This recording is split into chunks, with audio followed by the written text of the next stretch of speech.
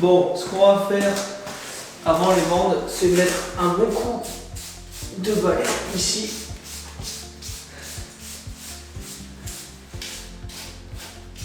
Voilà. Comme ça. Et comme je suis sur une chape liquide, ici c'est une chape liquide qui a été faite, elle est un peu poussiéreuse, tu vois, fort poussiéreuse.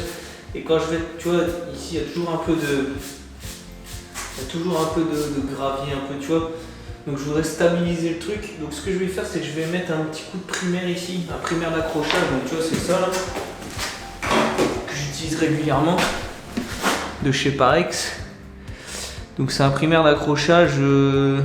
C'est un multi-support, hein, tu peux le mettre un peu partout, sur carrelage, voilà. Et ça va me permettre de stabiliser un peu le sol pour éviter qu'il soit poussiéreux, trop poussiéreux, et que ma colle elle prenne pas bien. Tu vois, avec ça justement que quand je vais mettre la colle de bande, ça évitera que ça va trop pomper directement la colle, l'humidité de la colle, et que je vais galérer à faire mes bandes. Le fait de mettre un primaire d'accrochage, ça va un peu stabiliser le fond.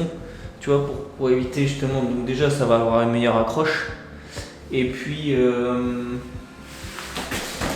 ouais, ça va avoir une meilleure accroche, et c'est surtout que ça va moins, mon produit va moins tirer tout de suite dessus, je vais avoir plus le temps de travailler, quoi. Donc ça a double utilité et je trouve que c'est bien. Maintenant, si ton support est nickel, bien propre, il n'y a pas de souci, hein, tu n'es pas obligé de le faire, mais là tu vois, il est un peu fort poussiéreux, donc je vais quand même mettre un primaire par sécurité. Donc j'ai un gros pinceau, tu vois, que j'ai acheté, que je me sers régulièrement. Après tu le rinces à l'eau tout de suite et ça va super bien.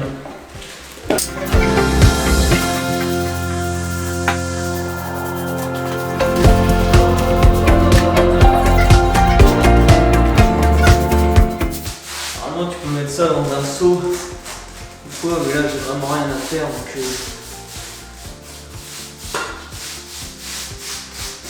si t'en restes un peu, t'en mets un peu sur le bac, ça prend pas de mal.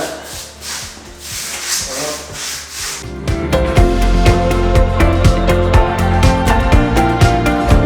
Mais faut mieux le faire, tu verras après mon sol il va être vraiment bien stabilisé.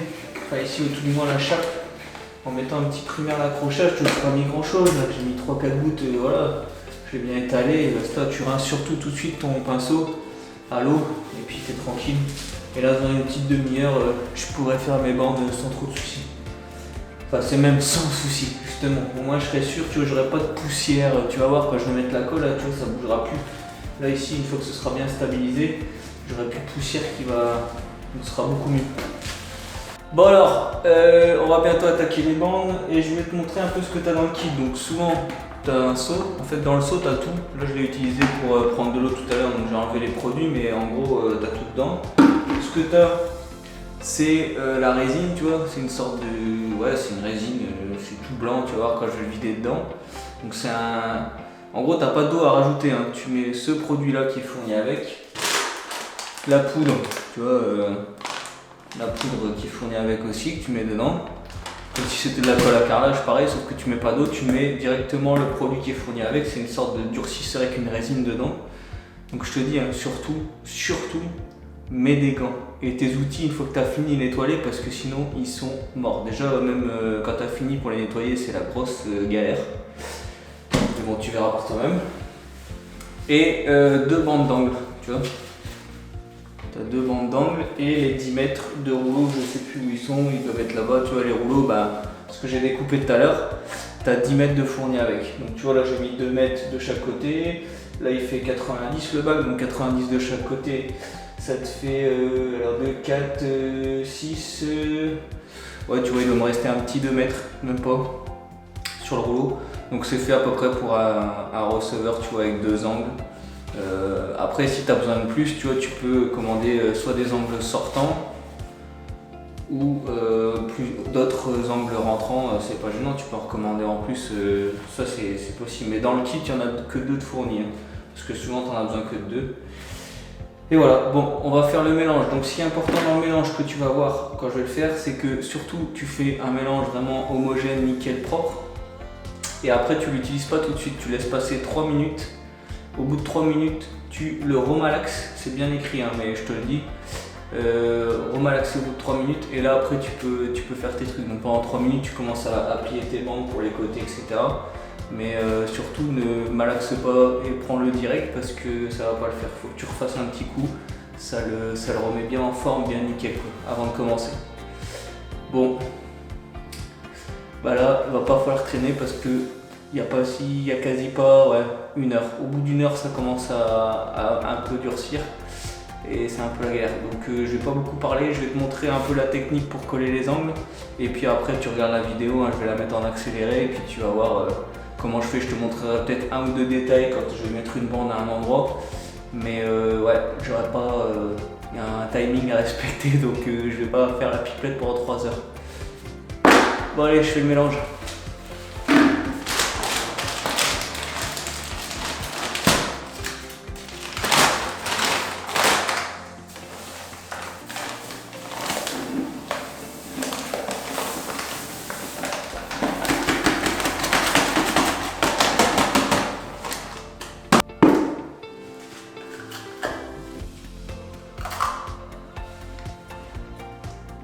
Tu vois, c'est vraiment bien pâteux. Hein.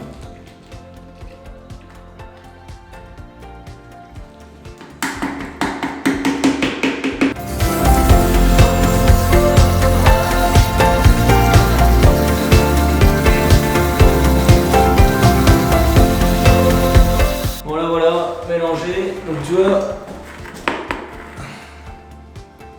c'est un peu bien liquide quand même, tu vois.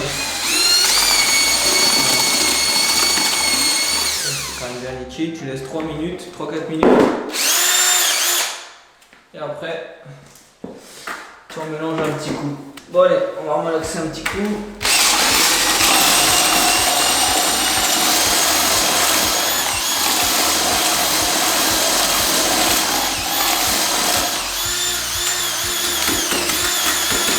Surtout nettoie bien ton mélangeur tout de suite, hein, parce que sinon après c'est foutu. Hein. Bon allez, on va s'attaquer à une bande d'angle. Donc la bande d'angle c'est ce qui va ici comme ça. Hop. Après on découpera ici proprement au cutter à la fin quand ce sera sec, ça c'est pas gênant. Mieux la laisser comme ça et finir après. Donc c'est pas facile, hein. Pas beaucoup de place avec la caméra. Donc là, hop, tu barbouilles pour que ça met partout.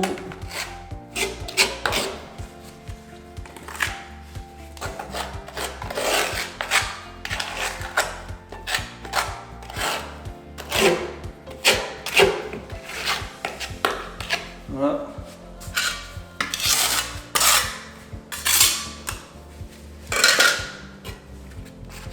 Et là, tu plies bien dans le coin. Et là, tu tiens avec une des deux, tu repousses comme ça. Là, pareil ici. Il faut bien la positionner, sinon elle se met mal.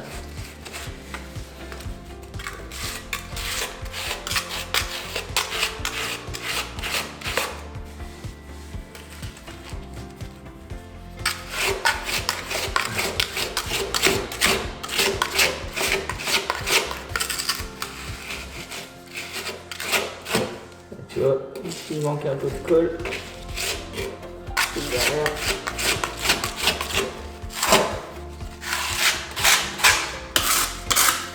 C'est pas ce qu'il y a de plus évident, mais c'est ce qu'il y a à faire en premier.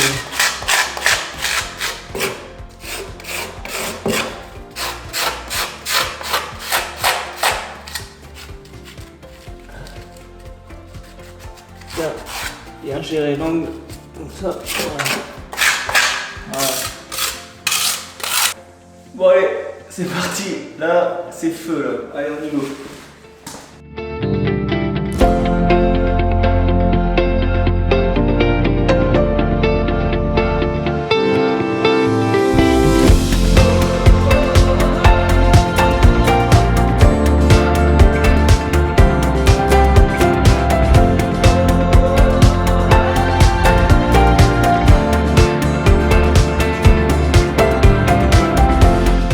C'est bon, mes deux bandes d'angle, elles sont bandes là, elles sont faites.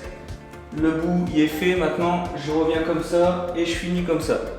Ou l'inverse, je sais pas, je vais voir. Mais je pense que je vais venir comme ça avec les deux plus grandes et finir avec la dernière. Allez, c'est parti parce que ça va sécher.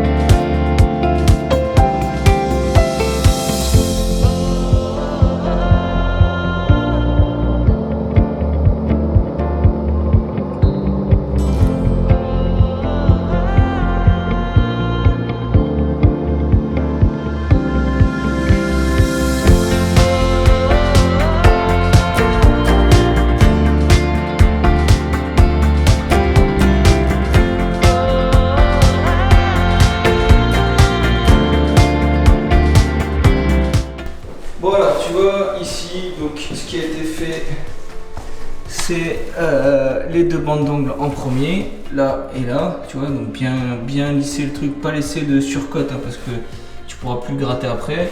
Après les deux remontées d'angle ici et ici, là tu vois comme ça.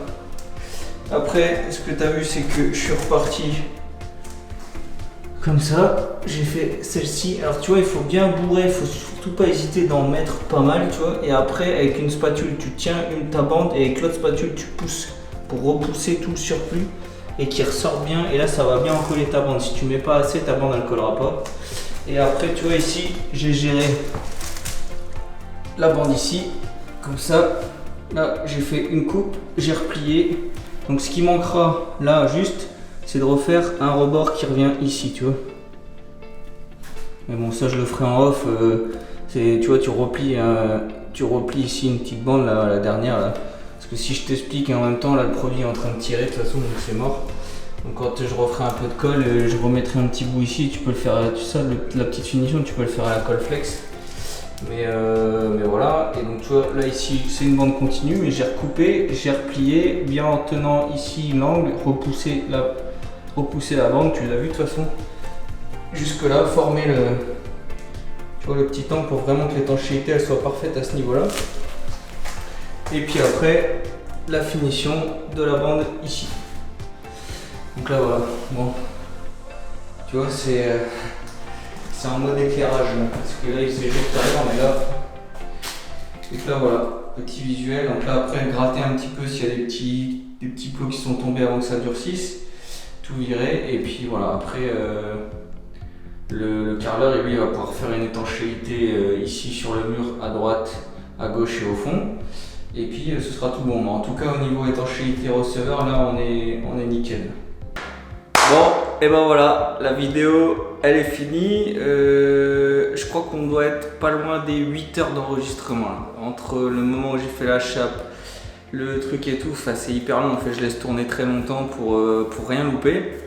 Donc déjà d'une part, j'espère que cette vidéo elle pourra t'aider. Alors c'est sûr que je sais pas si c'est la meilleure des explications. J'ai essayé de t'expliquer au maximum et correctement et toutes les étapes. Après, c'est sûr que la méthode des bandes, c'est un peu comme les bandes placo, il faut en faire pour avoir la main, donc surtout et pas hésiter à s'entraîner un petit peu avant sur un truc avec de la colle. Tu prends de la colle flex, de la colle à carrelage normale, et tu t'entraînes à faire quelques bandes, parce que une fois que tu vas te lancer là-dessus, il faudra pas te louper. Quand tu as lancé le kit, après c'est tout, hein. Si c'est mort, tu rachètes un kit. Mais surtout pas hésiter de bourrer un maximum la bande. Ça c'est, tu vois, tu as dû le voir dans la vidéo là quand je t'ai montré, quand je t'ai fait un gros plan là-dessus. Tu as bien dû voir que je charge un maximum et après tu tires pour enlever toute la colle et c'est là où ta bande elle colle correctement. Si tu essayes de tirer un peu sur la colle, pas en mettre assez, ta bande elle collera pas. Franchement elle collera pas et ça va être galère. N'hésite pas à en mettre et après tu repousses le surplus avec 2 spatules. Toujours travailler avec 2 spatules. Tu bloques, tu tires, tu bloques, tu tires. Jamais tirer sans bloquer parce que sinon ta bande elle bouge et c'est la grosse galère. Donc voilà pour ça. Après tout le reste tu as vu pour la chape. J'ai utilisé une technique comme une autre mais bon voilà, je pense que, alors à mon avis, là quand je te parle, à mon avis peut-être que la vidéo elle sera en 2 ou 3 fois, je sais pas trop.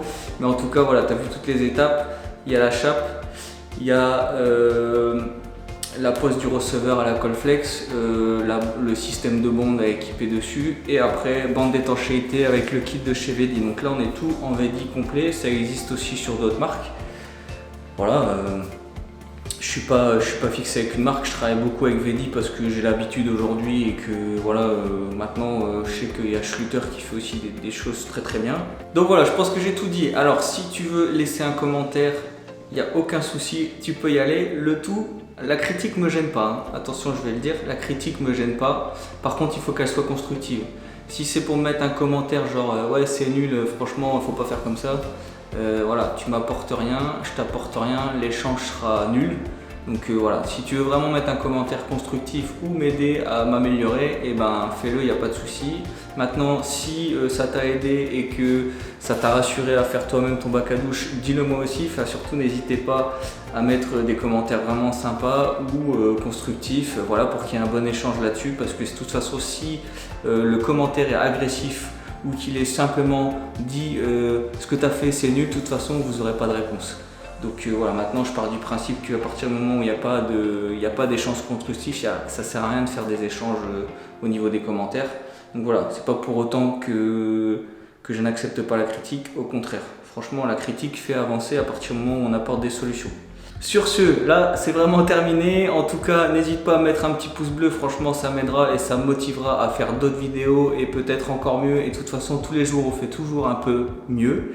Donc voilà, après je te cache pas que c'est pas toujours évident de filmer des choses comme ça sur des pièces qui sont un peu exiguës, etc.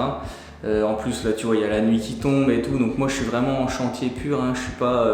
Je suis pas youtubeur de profession, donc c'est vraiment mon métier à la base, c'est d'être plombier chauffagiste, j'ai ma boîte et donc voilà, c'est du temps que j'accorde pour vous partager tout ça. Donc faut être un peu conscient sur la méthode sur laquelle je filme et que j'ai pas forcément toujours le temps de tout filmer l'ultra détail comme certains peuvent faire, qui est très sympa, mais c'est sûr que par contre ça prend énormément de temps et je l'ai pas forcément. Donc surtout n'hésitez pas, en plus même dans les commentaires, à me dire voilà justement des petites choses comme ça. Est-ce que tu pourrais peut-être faire plus, juste un petit détail sur plus ça ou tu vois, pour que je puisse un peu m'améliorer, parce que de toute façon voilà, j'ai envie de m'améliorer en vidéo et j'ai envie de vous faire d'autres vidéos vraiment sympas.